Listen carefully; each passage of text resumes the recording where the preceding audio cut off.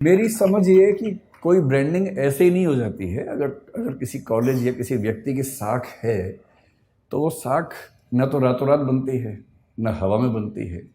और अगर वो लॉन्ग सस्टेन्ड क्रेडिबिलिटी है तो उसका मतलब है कि उसमें कुछ तो बात होगी ही, तभी उसकी क्रेडिबिलिटी उस तरह की है। तो मैं जब देखता हूँ आजकल के बच्चों को, नई पीढ़ी को, और मैं उनके जब डायलेमास को समझने की कोशिश करता हूँ, तो मैंने पाया कि उनके सामने सबसे बड़ा डायलेमा ये होता है, स्पेशली उनके दिमाग में जो कॉमर्स या मैनेजमेंट की दुनिया से हैं, जैसे कि आप हैं, कि हम बड़े होने के बाद क्या करें। नौकरी करें में फिर बहुत सारे ऑप्शंस, प्राइवेट सेक्टर में जाएं, किसी स्टार्टअप में नौकरी कर लें, सिविल सर्विसेज में जाएं, कोई और नौकरी कर लें, एकेडमिक्स में चले जाएं। एक तो ये सवाल, और दूसरा ये सवाल कि क्या हम अपना स्टार्टअप शुरू कर दें, कुछ अपना उद्यम शुरू कर दें। और मैं देख रहा हूँ कि आजकल की पीढ़ी को एक शब्द बड़ा अच्छा मिल गया, स्टार्टअप। हमारी पीढ़ी ने भी स्टार्टअप किए। मुझे 2 साल पहले ही पता लगा कि जो मैं कर रहा हूँ कई साल से वो स्टार्टअप ही होता है। वरना मैं 2 साल वरना तो मैं 3-4 साल से बड़ा परेशान था कि पूरा देश स्टार्टअप कर रहा है और हमने कभी किया ही नहीं। तो मुझे एक बार गूगल पे जाके सर्च करना पड़ा कि स्टार्टअप क्या होता है, व्हाट इज स्टार्टअप। तो पता लगा स्टार्टअप का मतलब अपना काम करना, इतना ही होता है। तो फिर मैं समझ गया कि अच्छा। तो मैंने 1-2 पढ़े लिखे लोगों से पूछा, तो जो मैं करता हूँ क्या वो स्टार्टअप हो सकता है? बोले हाँ वो स्टार्टअप, आपको सक्सेसफुल स्टार्टअप है। तो मुझे बड़ी खुशी हुई कि मैंने ये काम कर लिया। वरना दुविधा रहती कि सारी दुनिया कुछ कर रही है और हमारे वर्तमान सरकार उस पर इतना जोर दे रही है और हमने किया ही नहीं वो काम। आप लोग संयोग से हमारे पूरे भारतीय इतिहास के उस दौर में हैं। मैं इस पे आता हूँ 2 मिनट के बाद, इस वाक्य को पूरा करूँगा। उससे पहले एक संकेत करता हूँ। हर देश में जो इकोसिस्टम है उसमें सपने अलग अलग होते हैं, और ये आपके सपने दरअसल आपके सपने होते नहीं हैं। आपके सपने आपके समाज के सपने होते हैं जो उसने आपके मन में बैठा दिए हैं। ऐसा संयोग नहीं है कि हमारे पास जो बच्चे आते हैं उनमें से बिहार, उत्तर प्रदेश, राजस्थान के बच्चे आमतौर पर सिविल सेवक बनने के मूड से ही आते हैं। और यदि मैं उनसे कहूँ कि कभी अपना स्टार्टअप सोच के देखो, तो उनके चेहरे पर ऐसा भाव आता है कि मैं क्या सोच रहा था और आप मुझे किस लायक समझ रहे हैं।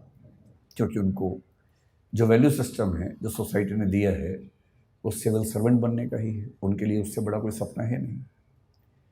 लेकिन जब मैं गुजरात के लोगों से मिलता हूँ, विशेष रूप से मारवाड़ी या सिख समुदाय के लोगों से मिलता हूँ, तो उनसे नौकरी की बात कर रहा हूँ, हंसने लगते हैं कि नौकरी क्यों करेंगे, धंधो करेंगे, धंधो, अपना काम करेंगे भाई, अपना ही उद्यम करेंगे।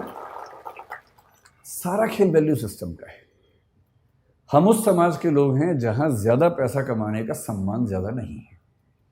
आप कितना ही पैसा कमा लें, लोग आपको सम्मान देंगे नहीं जब तक आप उससे बड़ा कुछ नहीं कर लेंगे। लेकिन कई देश ऐसे हैं, कई समाज ऐसे हैं जहां पर धनी होना, सफल उद्यमी होना अपने आप में एक सक्सेस की निशानी है। मैं एक एग्जाम्पल देके बात करता हूँ। मुझे एग्जाम्पल देने की बहुत बीमारी है, उसी से बात समझाना आसान भी लगता है मुझे।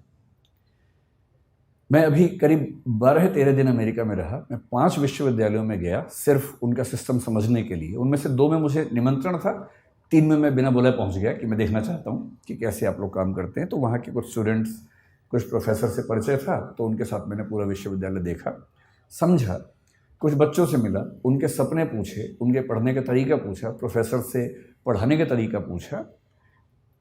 पर्पज़ ये था कि कल को अगर मैं कोई विश्वविद्यालय शुरू करूं, जो कि मेरा एक सपना है, तो मेरे पास एक टेम्पलेट हो या कई टेम्पलेट्स हों कि एक अच्छा विश्वविद्यालय कैसा होता है और बच्चों की पूरी ग्रूमिंग का तरीका क्या होना चाहिए। तो उन्होंने सब मुझे बताया। मैंने वहाँ जो बिजनेस पढ़ रहे थे, 1-2 बच्चे जिन्होंने बिजनेस स्टडीज़ पढ़ा हुआ था मास्टर्स लेवल पर या ग्रेजुएशन लेवल पर, और मैं अच्छे यूनिवर्सिटी की बात कर रहा हूँ, मैं यूटी ऑस्टिन की बात कर रहा हूँ, मैं मिशिगन यूनिवर्सिटी के रॉस स्कूल की बात कर रहा हूँ, मैं कोलंबिया यूनिवर्सिटी की बात कर रहा हूँ, इनकी बात कर रहा हूँ जहाँ पर पढ़ना किसी के लिए बहुत बड़ा सपना हो सकता है। वहाँ जिन लोगों ने बिजनेस स्टडीज़ की पढ़ाई की, उनसे मैंने खूब बातें की, 1-1, 2-2 घंटे बात की, और अंत में एक कठोर सवाल पूछा। मैंने कहा 2 बातें बताना सीधे सीधे। एक तो ये कि यहाँ से पढ़ने के बाद क्या पैकेज मिलेगा तुम्हें। वो थोड़ा चौंक जाते थे कि कितना सीधा सवाल पूछ लिया। मैंने कहा इसीलिए पूछ रहा हूँ कि मुझे पता तो हो कि यहाँ आप आए तो उसका फ़ायदा है कि नहीं है।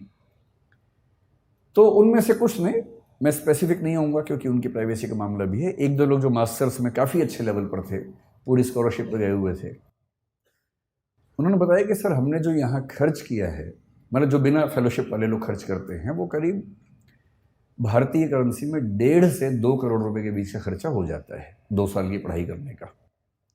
स्कॉलरशिप है तो अलग बात है, नहीं तो इतना खर्चा हो जाता है। तो मैंने कहा उसके बाद होगा क्या? बोले सर हम जो डिग्री कर रहे हैं ना उसकी वैल्यू बहुत ज़्यादा है, तो जब हम उतरेंगे बाज़ार में तो हम मान के चलते हैं कि हमें 1 आध साल के अंदर अंदर 2 लाख USD का एनुअल पैकेज मिल जाएगा, जिसका मतलब वही 1.5 से 1.6 CR के आसपास का पैकेज मिल जाएगा। और हमारे खर्चे हैं, लोन है थोड़ा थोड़ा, वो सब हम 3 साल में चुका देंगे, क्योंकि खर्चा भी वहाँ ज़्यादा होता है, लेकिन हम साल में 60-70 लाख रुपए बचा लेंगे, 3 साल में सारा लोन चुका देंगे, तो 2 साल की पढ़ाई का बोझ 3 साल में उतरेगा। उसके बाद हम लगभग $2 लाख हर साल कमाएंगे और लगभग $1 लाख साल का बचा लेंगे, जो कि भारत के हिसाब से काफ़ी ज़्यादा आय का मामला है। तो वैसे हम बहुत खुश यहाँ नहीं हैं क्योंकि सोशल लाइफ वैसी नहीं है हमारी, but still financially we will be so good that we can be happy on that ground.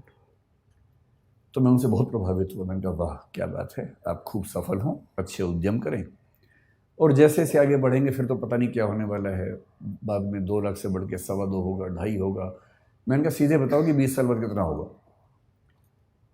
काफ़ी सोच के बोले कि सर जो 2-3% लोग हैं सबसे शानदार, वो 20 साल बाद शायद $3 लाख के आसपास भी आ जाएंगे, 2.5 करोड़ कमा लेंगे।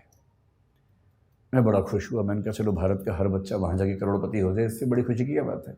सारा वहाँ खर्च तो ना करेगा, यहाँ भी तो भेजेगा वापस करके, तो रेमिटेंसेस हमारे पास आएंगी, तो हम इस बात से खुश हो सकते हैं।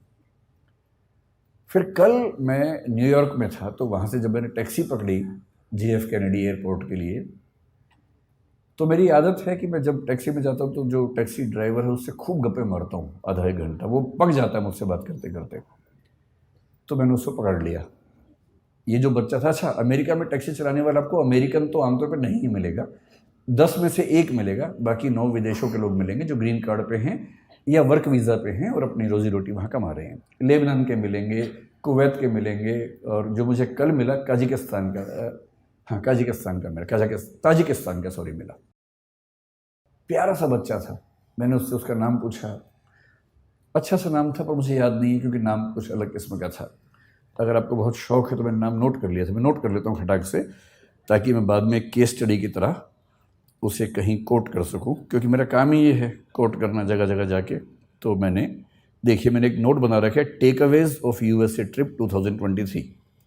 उसमें जो आखिरी स्टडी है वो है टैक्सी टू JFK एयरपोर्ट। उसका नाम था गाई राटी, 23 साल का बच्चा था, ताजिकिस्तान से। मैंने उसको इंग्लिश नहीं आती थी, ताजिक भाषा आती थी जो मुझे नहीं आती थी, उसे हिंदी भी नहीं आती थी। अच्छा ऐसे में क्या होता है कि इशारों की भाषा में काम चलता है फिर थोड़ी देर के बाद तो, और इशारों की भाषा यूनिवर्सल है, और अंग्रेज़ी इतनी उसको आ गई थी कि सेंटेंस का स्ट्रक्चर नहीं आता था ना, बाकी तो आता ही था, आई गो ताजिकिस्तान ईयर, तो इतना बात समझ में आ गया था कि साल में 1 बार जाता है। तो इस तरह से सिंटेक्स के बिना जो भाषा काम करती है उस भाषा में काम चल रहा था। तो मैंने पहले उससे पूछा व्हाट्स योर नेम, उसने घूर के देखा, मैं कहा नेम, वो समझ गया नेम पूछ रहा है, तो उसने बताया गाई राटी। फिर मैंने कहा एज, तो उसने कहा 23 ईयर्स। भारत में फूफा लोग इतना करने के बाद तो रिश्ता तय कर लेते हैं, तो उसके चेहरे पर भी ये भाव था कि क्या ये रिश्ता तय करने वाला है। तो मैंने उससे कहा नहीं मैं तो कुछ और पूछना चाह रहा हूँ। फिर मैंने कहा गैराटी कब से हो अमेरिका में? उसने कहा 1 ईयर। तो मैंने कहा वीज़ा कैसे मिला? बोला ग्रीन कार्ड। तो मुझे ध्यान आया कि ग्रीन कार्ड के मामले में डाइवर्सिटी पॉलिसी काम करती है, हर देश से कुछ लोगों को मिलता है, तो उसमें उसको मिल गया होगा। तो मैंने बहुत सहानुभूति के भाव से पूछा, मैंने गैरेटी कितना कमा देते हो यार? मुझे लगा बोलेगा बहुत कम कमाता हूँ, इस भाव से थोड़ी सी टिप मिल जाए अंत में, और मैं उसको बहुत खुश होकर $10 की टिप दूंगा और एहसान कर दूंगा अंत में, मुझे भी खुशी हो जाएगी। तो उसने कहा कि ऑलमोस्ट $400 to $500 एवरी डे। अच्छा, भारत का आदमी सीधे 80 से गुणा करता है वहाँ जाके, जो भी फिगर सुनता है खटाक से गुणा करता है। मैं घबरा गया, भाई ये तो बहुत ज़्यादा कमा लेता है, इसका मतलब तो बहुत ज़्यादा कमा लेता है।